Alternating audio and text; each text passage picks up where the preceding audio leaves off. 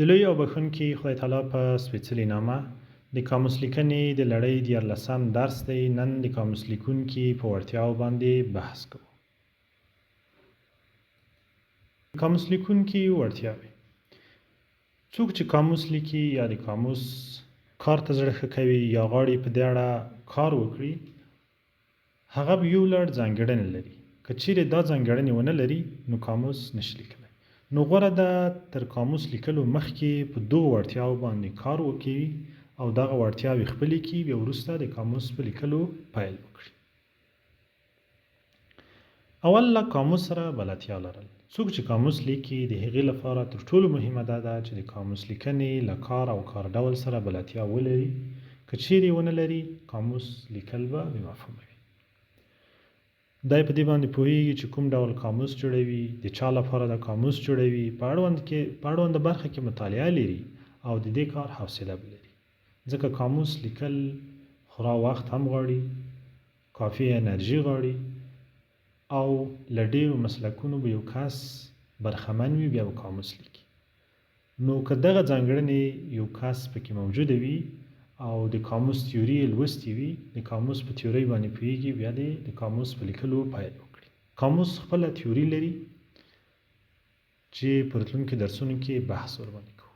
نن یوازې د قاموس لیکونکي په وړتیاو بحث کوو چې دی به کومې وړتیاوې لري، بیا د قاموس کار ته لاس ورکړي. دویم، له ژبې سره بلدتیا لرل. څوک چې قاموس لیکي هغه به له خپلې ژبې سره بلد کس وي. داسې یو کس به نه وي چې له خپلې ژبې سره بلد نه وي یا پوره حاکم نه وي، دی قاموس لیکي. د خپلې ژبې په ټولو رمزونو به پوه وي. که چیرې د خپلې ژبې په ټولو رمزونو پوه نه وي نو نشي کولی د یوې ژبې لغتونه په صحیح ډول وسپړي، داسې وسپړي چې کاروونکي غوښتنه پکې ځواب شي. که اړتیا وي له دویمې ژبې سره به هم بلدتیا لري. مثلا پښتو کې چې کله یو څوک قاموس لیکي، لږ تر لږه په دري او عربي ژبو په اړه ابتدایي معلومات ولري. ځکه د پښتو ژبې اکثریت کلمې چې دي کمې کلمې دي یا یوه برخه کلمې داسې دي چې له عربي یا دري سره ورته والی لري یا له عربي راغلي. نو د عربي او دري په اړه یو څه معلومات لري. که قاموس لیکونکی دوه ژبیز یا څو ژبیز قاموسونه جوړوي، د نورو ژبو له اصولو، ګرامر، وییپوهنې، معناپوهنې سره به بلدتیا لري. که چیرې ونه لري، د بلې ژبې یا د یوې ژبې په کار باندې پوه وي، د یوې ژبې په ګرامر پوه وي، د بلې ژبې نه وي پوه، تېروتنې ترې کېږي. نو د دوه ژبیزو قاموسونو پر مهال به کس له دویمې ژبې سره هم بلدتیا لري. له لیکوالۍ سره بلدتیا. څوک چې قاموس لیکي هغه به لیکوال وي.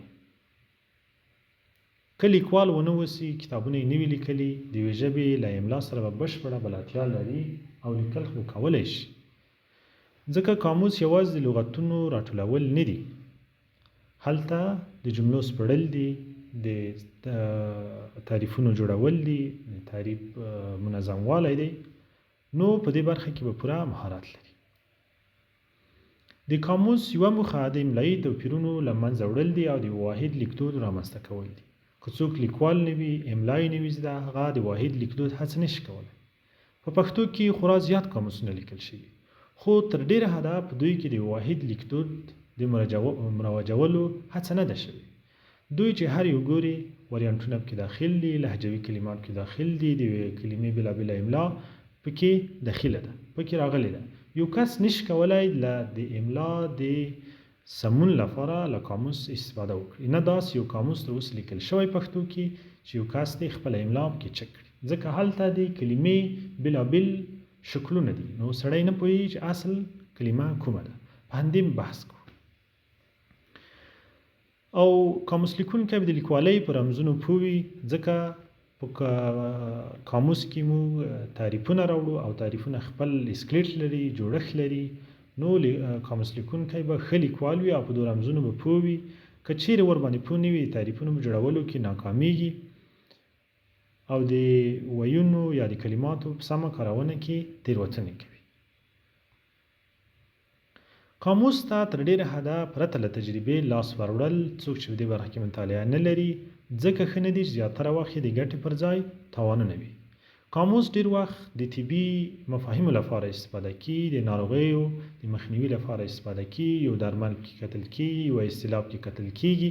نو څوک چې په دې برخه کې ښه وارد نه وي، په ژبه کې ښه مطالعه ونه لري، ښه لیکوال نه وي، نو کار لاس وروړل تر ډېره حده ښه نه دي. نو څوک چې قاموس ته لاس وروړي یا د قاموس کار کوي، هغه به له لیکوالۍ سره پوره بلد وي. که د لیکوالۍ تخنیکي او رمزي اړخونو ته پاملرنه ونه شي، نو د کاروونکو په هیلې پوره نه خیږي. کاروونکی بیا خپله غوښتنه سمه نشي مطرح کولی. داسې به نه وي چې د جملې مبتدا یو ځای، خبرې بل ځای، همانیزمونه ګډوډ، املا یې ګډوډه. نو که دغه ډول قاموس یو چا لیکلی وي، تر ګټې تاوان ډېرېږي. له غږپوهنې سره بلدتیا. څوک چې قاموس لیکي، هغه به له غږپوهنې سره بلد وي، ځکه په غږپوهنه تلفظ سمي. څوک چې د غږپوهنې سره پوره بلد وي، د قاموس لیکنه کې یو اصل دا دی چې هر سروایي ته خپل تلفظ لیکي. څوک چې په غږپوهنه بلد نه وي، هغه صحیح تلفظ نشي لیکلی. مثال دلته یو کلمه راوړو، دغه کاف واو ټهې، دا دوه ډوله تلفظ دي. که یو ډول تلفظ کو یوه معنا لري، او که بل ډول تلفظ کو بله معنا لري. مثلا کوټه، کوټه که تلفظ شي د بوټو انبار ته وایي، خو که دا کوټه تلفظ شي په اوږده واو، نو د دې معنا د خونه. کوټه ګل ته هم وایي، څوک چې ډېر بایار او ځیرک نه وي، یو ډول سپی هم دی، نو معنا یې بدله شوه. په قاموس کې دغې تلفظ ته اهمیت ورکول کېږي، اهمیت لري. نو یو څوک چې قاموس لیکي، هغه به د یوې ژبې په تلفظ باندې پوهېږي، له فونوټیک سره به بلدتیا لري. یو بله کلمه ده کېناستل. کېناستل فعل دی، په قاموس کې د کلمه راځي. خج دی په لومړۍ صفحه راشي، بشپړ تیر مهال ترې جوړي، او که خج په وروستۍ صفحه راشي، استمراري تیر مهال ترې جوړي.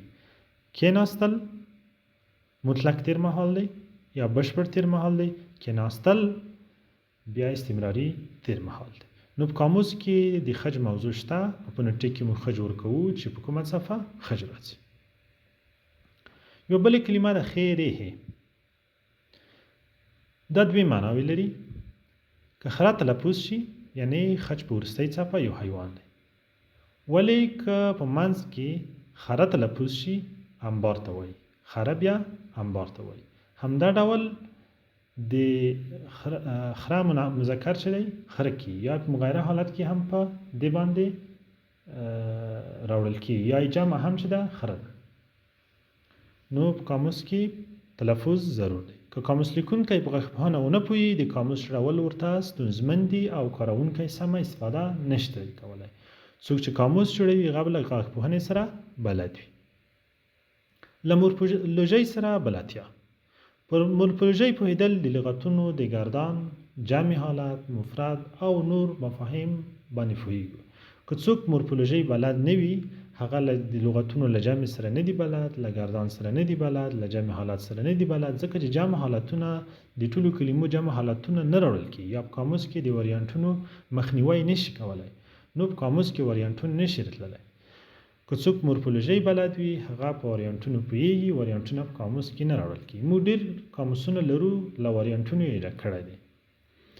مثلا څوک چې په مورفولوژۍ بلد وي، هغه د بې قاعدې فعلونو لیست جوړولی شي، د قاموس په پای کې په منظم ډول راوړي چې دا بې قاعدې فعلونه دي، په بېلابېلو زمانو کې متفاوت ګردانېږي. همدا ډول کوم سروایونه چې مغایره حالت لري، بې قاعدې د هغې لیست برابرولی شي. بې قاعدې جمع سروایونه چې په قاموس کې راځي، د هغې لیستونه برابرولی شي. که څوک مورفولوژۍ کې مطالعه ونه لري، په مورفولوژۍ ونه پوهي، دغه کار نشي کولی. یو سروایی به پیژني چې کومې ګرامري حالتونه لري. مثلا اسم دی، صفت دی، ضمیر دی، قید دی، عدد دی، مصدر دی، تړویکی دی، تاړی دی، ادوات دي، کوم ډول دي. نو په مورفولوژۍ کولی شو دغه شیان وپیژنو. یو کس چې قاموس لیکي، هغه له مورفولوژۍ سره بلد وي. قاموس کاروونکي ته د ژبې ستونزې اسانوي. څوک چې مورفولوژۍ پوهېږي، دغه ټولې ځانګړنې ورته لیکي، له همدې نه استفاده کوي. دغه کار بیا قاموس کاروونکي ته اسانه دی. په مورفولوژۍ پوهېدل د لغتونو د ګردان جمع حالت، مفرد او ناس نورو بڼو باندې پوهیدل دي. مثلا یو فعل دی ژړل. ژړل حکمي متعدي فعل دی. څوک چې مورفولوژي لوستي ور باندې پوهیږي په دې پوهیږي چې ورته ولیکي دا حکمي متعدي فعل دی. خو که ژړول غلی دا متعدي فعل دی او ژړېدل چې دی لازمي فعل دی. یا مثلا د خلق کلمه ده له قاعدې وتلی ناشمېروړ سرویی دی. دا په قاموس کې راځي ورته لیکو چې ناشمېروړ دی او جمع. مثلا قلمونه چې دا جمع ده. د قلم جمع ده د سرویي په توګه ځکه نه راځي چې دا د یوې قاعدې پر اساس باندې جمع کیږي. خو خلق چې دی هغه رسي ځکه هغه له قاعدې وتلې کلمه ده او جمع په توګه راځي. مثلا رڼا معنا څه کلمه ده؟ د رون جمع ده. رڼا چې دا مذکره کلمه ده د رون جمع ده په قاموس کې ځکه داخلي چې دا د یوې قاعدې پر اساس نه بلکې له عامې قاعدې وتلې جمع ده. نو دا کلمه راځي. څوک چې په وییپوهنه ونه پوهېږي په دغو نزاکتو بیا پوهېدل ورته سخت دي. یا مثلا موږ په قاموس کې هرې کلمې ته لیکو چې د وینا په کوم توکي راځي. اسم ده، صفت ده، ضمیر ده، قید ده، عدد دی. دلته د تور کلمه ده چې د اسم په ډول وکارول شي جمع یې تورونه کی. دا د یوې قاعدې پر اساس دي. خو که د صفت په توګه وکارول شي جمع یې بیا هم تور. دا په قاموس کې د اشاره ضرور ده کله چې یو څوک به د کلمه د صفت په حیث جمع کاروي چې هغه تورونه وکاروي او کې تور وکاروي. له نحوې سره بلدتیا. څوک چې قاموس لیکي هغه به له نحوې سره پوره بلدتیا لري ځکه چې زیاتره سرویونه د خلکو له خبرو او متنونو راباسي او کلمې په خبرو کې یا په جملو کې بېلابېل نقشونه لري، بېلابېلې معناوې لري. او قاموس لیکونکی به د جملې په جوړښت او رمزونو هم پوهېږي، د یوې کلمې دقیقه معنا په جمله کې وپېژني ځکه چې ډېر وخت د قاموس کې د جملو لیکلو ته اړتیا وي، خپله د جملې په سټرکچرونو باندې هم پوهوي. مثلا دغه درې جملې دي. اوله جمله ده په ټوله دنیا کې وګرځه. په دې کې دنیا چې ده د نړۍ په معنا ده. ټوله دنیا ورته ولاړه وه. دلته دنیا د خلکو په معنا ده. ټوله دنیا راوړه. دلته دنیا د پیسو په معنا ده. نو دنیا د نورو معناو ترڅنګ دغه درې معناوې لري. یو قاموس لیکونکی باید دې ته متوجه وي چې لومړنۍ معنا یې څه ده، دویم معنا یې څه ده او دریمه معنا یې څه ده. دا به له جملو چې کلمې راوباسي ټولې معناوې به ورته لیکي. مثلا ځینې سرویونه دي یا ځینې کلمات دي بېلابېل نقشونه لري یا بېلابېل مفاهیم لري. مثلا څوک چې دی مبهم او پوښتنیز ضمیر دی. خو دا هغه وخت پیژندل کېږي چې په جمله کې وکارول شي. نن هر څوک راتلی شي. دلته څوک چې دی د مبهم ضمیر په حیث وکارول شو دریم غایب شخص لپاره کارول کېږي. که ووایو څوک راغی دلته بیا پوښتنیز ضمیر دی. یا دغه درې کلمات دي. ګل چې کله صفت وکارول شي د وینا په توګه بلال ډېر ګل سړی دی. دلته ګل چې دی د ښه په معنا کارول شوی دی صفت دی. د بلال ګل یې راوړ. بلال نامزاد شو. دلته نوم کارول شوی. ګل مشک کوه. دلته ګل چې دی نبات دی او نوم کارول شوی. نو هغه څوک چې قاموس لیکي هغه به له نحوې سره بلدتیا لري. له معناپوهنې سره بلدتیا. څوک چې قاموس لیکي هغه به له معناپوهنې سره بلد وي ځکه چې ډېرې کلمې اصلي او فرعي معناوې لري. نو قاموس لیکونکی به په اصلي او فرعي معناو پوه وي او دواړې معناوې به په قاموس کې لیکي. اصلي معنا به هم لیکي او فرعي معنا به هم لیکي. قاموس یوازې د لغتونو لیست نه دی بلکې د هغوی د معناوې کارونه او سیاق هم بیانوي چې یوه کلمه څه معنا لري او څنګه کاریږي او څه مفهوم لري. قاموس لیکونکی به د لغت معنوي ظرافتونه درکوي ترڅو مترادف، متضاد او څومانیز لغتونه په سمه توګه وپېژني. د دوی ترمنځ اړیکې وپېژني ځکه د لغتونو ترمنځ اړیکې مهمې دي. مثلا متضاد لغتونه یو بل ته ارجاع کېږي. سپین او تور یو د بل ضد دي. د یو بل ته ارجاع کېږي. موږ سپین د تور په مرسته او تور د سپین په مرسته په قاموس کې پېژندلی شو. همدارنګه همانیزي کلمې چې یو بل ته راجع کیږي، ځکه د یو د بل په مرسته یې ډېر پېژندلی شو. په چاپي قاموسونو کې ډېر وخت د سپما په موخه هغه کلمې چې ډېرې کارول کیږي تعریف ورته لیکو، او هغه چې ډېره نه کارول کیږي هغه همانیز بیا ډېر کارونکي همانیز ته ارجاع کوو چې ډېر کاغذ زیات مصرف نشي یا یې حجم غټ نشي. همدغه ډول سیاقي کارونه ده. ځینې لغتونه په بېلابېلو سیاقونو کې بېلابېلې معناوې لري. مثلا سر دی د انسان د بدن غړی دی، یا د یوې ډلې مشر دی، یا د یو څه سر لکه د میز سر معناوې کارولی شي. نو قاموس لیکونکی په دې معناوو باندې پوه وي او دا په نظر کې نیسي. د لغوي بدلون درک دی. د ژبې تحول مطالعه د دې لپاره مهمه ده چې قاموس د ژوندي او متحرک ژبني بدلون انعکاس دی. ژبه چې هغه د وخت په تېرېدو بدلون کوي، لغتونو کله معنا پراخیږي کله محدودیږي، نو قاموس کاروونکی په دې باندې پوه وي د کومو کلماتو معنا چې پراخه شوې ده هغه ټولې معنا به ورته لیکي، د کومو کلمو معنا چې محدوده شوې ده هغه به محدودوي. نو قاموس لیکونکی په دې نزاکتونو ته پاملرنه کوي. همداز د ابهام مخنیوی کوي. معناپوهنه له قاموس لیکونکي سره مرسته کوي چې د لغتونو ابهام کم کړي، د هغوی روښانه او دقیق تعریفونه وکړي، د هغې نزاکتونو ته پام وکړي، د یوې کلمې اصلي معنا په اول کې راوړي، مجازي معنا یې دویم راوړي او دوی ته ولیکلی شي. همدغه ډول دا بیا د ژباړې اسانتیاوې رامنځته کوي. قاموس دوژبیز وي د معناپوهنې پوهه ضرور ده چې د لغتونو ترمنځ تر ټولو مناسبې معادلې کلمې ورته پیدا شي. په لوی سر کې معناپوهنه د قاموس لیکونکي لپاره بنسټ ده، ځکه چې پرته له دې پوهې قاموس نشي کولای د کاروونکي لپاره دقیق او ګټور او باوري وي. که څوک قاموس لیکي هغه په معناپوهنه کې ښه مطالعه لري، په ټولو رمزونو به پوه وي، د معناپوهنې پر اساس به ځواب کاروونکي ته وایي. که چیرې ونشي کولای نو کاروونکی په دې کار باندې بې باوره کیږي، بیا ترې استفاده نه کوي.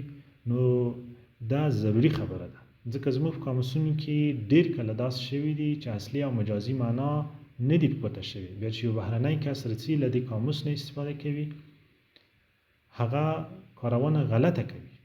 نو معناپوهنه ضرور ده. له ژب کارونې یا پرګماتیک سره بلدتیا لرل. څوک چې قاموس لیکي هغه به له پرګماتیک سره بلدتیا لري. پرګماتیکس د کلماتو په دویم معنا باندې بحث کوي، ځکه هر کلمه چې دا اصلي او مجازي معنا لري. پرګماتیکس چې دا هغه بیا په مجازي معنا باندې بحث کوي. قاموس کاروونکی به چې کوم کلمات راوباسي هغه له متنونو راوباسي، له جملې راوباسي، نو هغه به د کلمو په دویم معنا باندې پوه وي. د هرې ټولنې خلک چې دي ځینې مشترکات لري، ځینې متفاوتونه لري او د خپل ضرورتونو پر اساس باندې خاص فکری اصلاحات لري، فرهنګي، تاریخي، ټولنیز، اقتصادي. نو د هغې پر اساس د هغو په غوښتنو پر اساس باندې به قاموس لیکونکی پرېکړه کوي. مثلا یو کلمه دلته موږ راخستې ګرده، د دې معنا د ټول غونډ د حلقې په معنا هم کارول کیږي، ولې په سویل کې د یو منفي معنا ده. نو قاموس کاروونکی به دغه نزاکتونو ته پاملرنه کوي. یا مثلا وړیا، آزاد. خو دا کارونه فرق لري، یو د بل همانیز کېدلی شي خو کارونه یې فرق وي.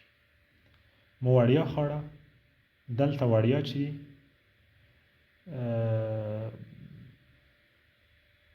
د پرې په معنا دی. آزاد انسان دلته د استقلال په معنا دی. خو بل ځای ده کارونه یو ځای ده. مثلا ستاسو د هوټل ته راتګ وړیا دی، آزاد دی، تاسو یعنې هر څوک ګډون کې کولی شي، کله کله یو د بل په معنا کارولی شي. خو دا تر جملې پورې فرق لري چې په کومه جمله کې دویم معنا څنګه کارول کېږي. قاموس کاروونکي دې نزاکتونو ته پاملرنه کوي. قاموس کاروونکی یا قاموس لیکونکی به د سیاقي توپیرونه واضح کوي. د رسمي او ادبناکې یا مؤدبانه ژبې توپیر به واضح کوي. ځینې کلمې رسمي دي، ځینې غیر رسمي دي، حتی سپکې معناوې لري. نو قاموس لیکونکی به دې ته متوجه وي. مثلا وفات شو، مړ شو په معنا کې ورته دي، خو د کارونې چاپېریال یې فرق لري. وفات ادبي دی، نظر مړه. د ژبې کارونې سره موږ کولی شو د ژبې کارونې پر اساس باندې د ژبې پټې معناوې کنایې رابرسېره کړو. ځینې جملې او لغتونه کنایوي وي یا غیر مستقیم پیغامونه لري. مثلا هوا ښه ده، چیرې څوک په باران کې ووایي ممکن تنزیه معنا ولري. لاس دې اوږد، پښتو کې کنایه ده چې یو څوک غل دی. قاموس لیکونکی به دغه نوعیتونه څنګه کوي؟ تشریح کوي. قاموس لیکونکی به له وییپوهنې سره بلد وي، په دې برخه کې مطالعه لري، له دې برخې سره به اشنا وي. د یوه سروایي ریښه به پېژني چې د دې سروایي ریښه اصلا څه شی ده. که چیرې ورباندې ونه پوهېږي په قاموس لیکنه کې ناکام راځي. د سروایي ګرامري دندې به مشخصې کړلی شي، اصل به په پام کې ونیول شي د کلمې اصل څه دی. مثلا خرڅ یوه ساده کلمه ده، قاموس لیکونکی به یې ټولې بڼې راوړي او تعریفوي. مثلا خرڅلاو، خرڅونه، خرڅېدل، خرڅول، خرڅوونکی، خرڅه او داسې نور. که یو څوک په وییپوهنه ونه پوهېږي نو دغه کلمې چې له اصل نه زیږېدلې دي نو دا بیا نشي پیدا کولی. نو قاموس کاروونکي لپاره اړینه ده چې په وییپوهنه باندې وپوهېږي.